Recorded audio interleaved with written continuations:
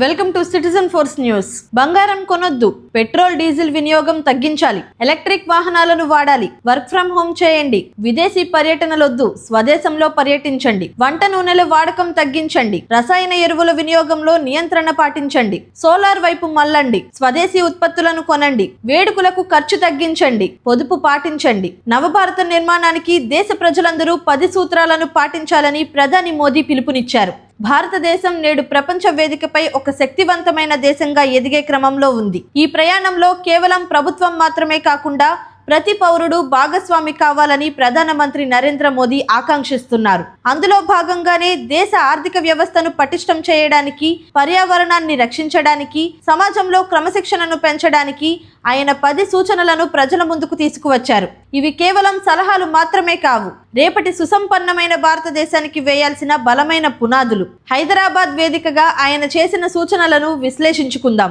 భారతీయ సంస్కృతిలో బంగారానికి విడదీయలేని సంబంధం ఉంది. అయితే మనం కొనే ప్రతి గ్రాము బంగారం విదేశాల నుండి దిగుమతి అవుతుంది. దీనివల్ల దేశం నుండి భారీ మొత్తంలో విదేశీ మారక ద్రవ్యం బయటకు వెళ్లిపోతుంది. ప్రధాని సూచన ప్రకారం కనీసం 1 సంవత్సరం పాటు ప్రజలు కొత్త బంగారం కొనకుండా ఉంటే ఆ నిధులు దేశీయ మౌలిక సదుపాయాల కల్పనకు ఉపయోగపడతాయి. మన సంపద మన దేశంలోనే ఉండాలి అనే లక్ష్యంతో ఈ పిలుపునిచ్చారు. ఇది రూపాయి విలువను పెంచడానికి మరియు వాణిజ్య లోటును తగ్గించడానికి దోహదపడుతుంది. మనం వాడే పెట్రోల్, డీజిల్ కోసం ఇతర దేశాలపై ఆధారపడటం వల్ల అంతర్జాతీయ మార్కెట్లో ధరలు పెరిగిన ప్రతిసారి మన ఆర్థిక వ్యవస్థ దెబ్బతింటుంది. వాహనాల వాడకాన్ని నియంత్రించుకోవడం, ప్రజా రవాణా వ్యవస్థను వినియోగించడం లేదా దగ్గరి దూరాలకు నడక, సైకిల్ వాడటం ద్వారా ఇంధనాన్ని ఆదా చేయవచ్చు. మనం ఆదా చేసే ప్రతి చుక్క చమురు దేశ రక్షణకు, అభివృద్ధికి తోడ్పడుతుంది.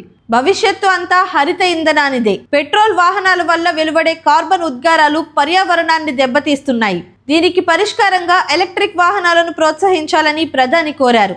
ఇది కేవలం కాలుష్యాన్ని తగ్గించడమే కాకుండా దీర్ఘకాలంలో వినియోగదారులకు ఖర్చును కూడా తగ్గిస్తుంది. భారతదేశం క్లీన్ ఎనర్జీ హబ్గా మారాలంటే ప్రతి ఇంట్లో ఎలక్ట్రిక్ వాహనాల ప్రాముఖ్యత పెరగాలి. టెక్నాలజీ అందుబాటులోకి వచ్చిన తర్వాత ప్రయాణాల అవసరం చాలా వరకు తగ్గింది.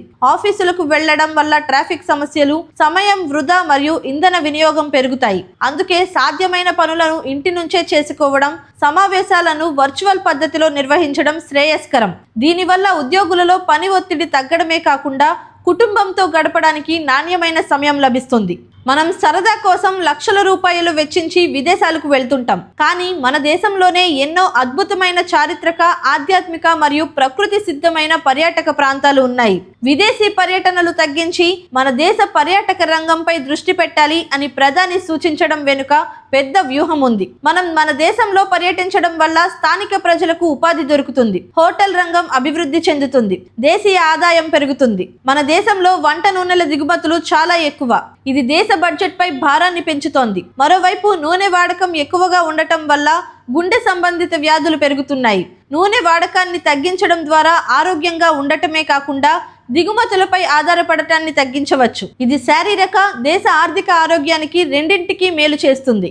రసాయన ఎరువుల వాడకం వల్ల నేల సారం తగ్గిపోవడమే కాకుండా పండే ఆహారం కూడా విషతుల్యం అవుతోంది. సహజ ఎరువులను వాడుదాం, మన భూమిని సంరక్షిద్దాం అన్నది ప్రధాని నినాదం. రసాయన ఎరువుల వినియోగాన్ని తగ్గించి సేంద్రియ లేదా ప్రకృతి వ్యవసాయం వైపు రైతులు మొగ్గు చూపాలి. ఇది సుస్థిరమైన వ్యవసాయానికి, ఆరోగ్యవంతమైన సమాజానికి తోడ్పడుతుంది. వ్యవసాయ రంగంలో విద్యుత్ వినియోగం చాలా ఎక్కువ. సంప్రదాయ విద్యుత్తుకు బదులుగా సౌరశక్తిని ఉపయోగించడం వల్ల రైతులకు ఖర్చులు తగ్గుతాయి.